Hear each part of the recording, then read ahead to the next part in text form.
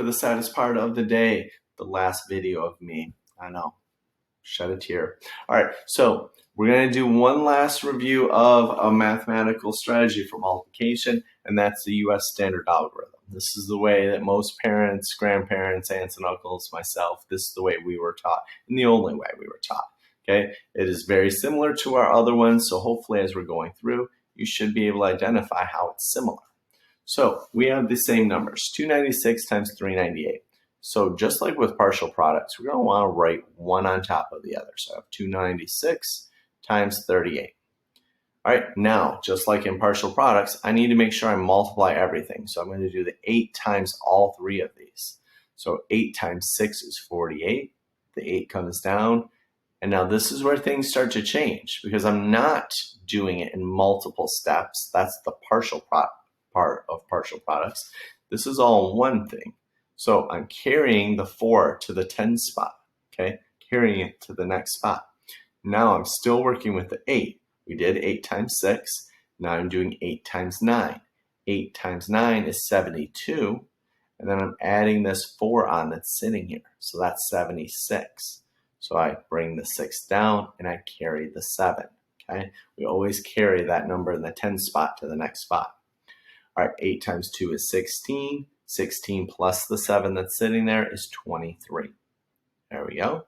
Now, I'm finished multiplying the 8 by all three of these numbers. So I'm going to get rid of these so I don't accidentally reuse them. And now I'm going to start multiplying by the 30. Now, the 30, when I multiply by these other numbers, 3 is in the 10 spot. So I can't get any ones. You can't count by tens and get to ones. So since there are no ones possible, we're going to put in this placeholder. Okay, I can't have any ones. I'm going to start in the 10 spot when I'm multiplying by tens. So here we go. 3 times 6 is 18. So the 8 gets dropped down here and the 1 gets carried. 3 times 9 is 27, plus this 1 that's sitting here makes 28. 8 comes down, carry the 2, and 3 times 2 is 6, plus the 2 that's there makes 8.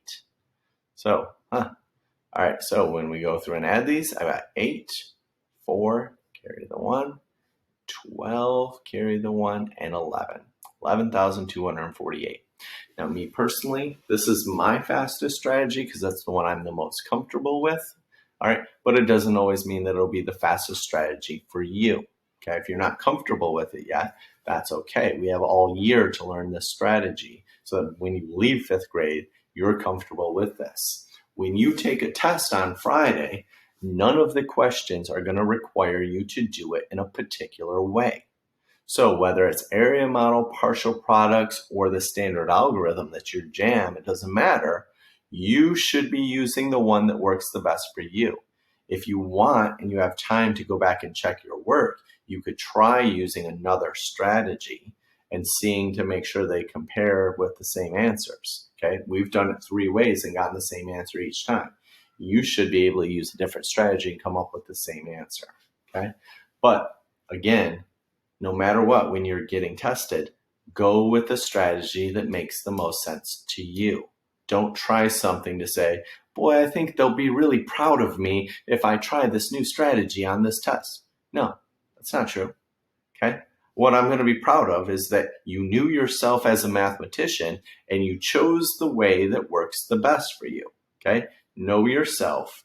Make sure that you know what you should be doing. What works best for you is what you should do when you're being tested.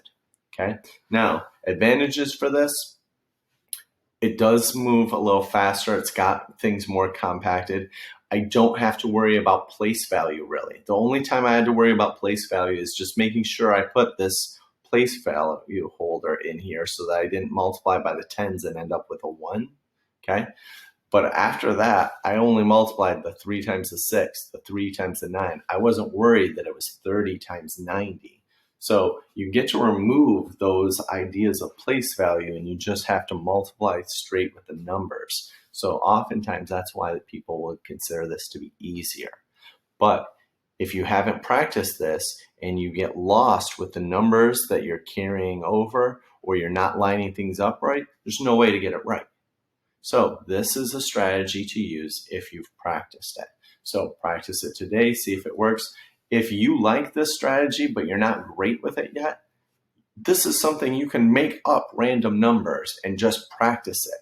Mom, dad, grandma, aunt, uncle are probably, whoever's at home, probably knows this strategy pretty well, and they can look at your work and find out what you did wrong. So this is a strategy we learned early in the year this year because people at home probably can help you with this strategy. So this is something you want to practice. You can make up the numbers, try it out, and show it to someone. And I'm betting there's someone at home who knows how to do this strategy who can probably help you.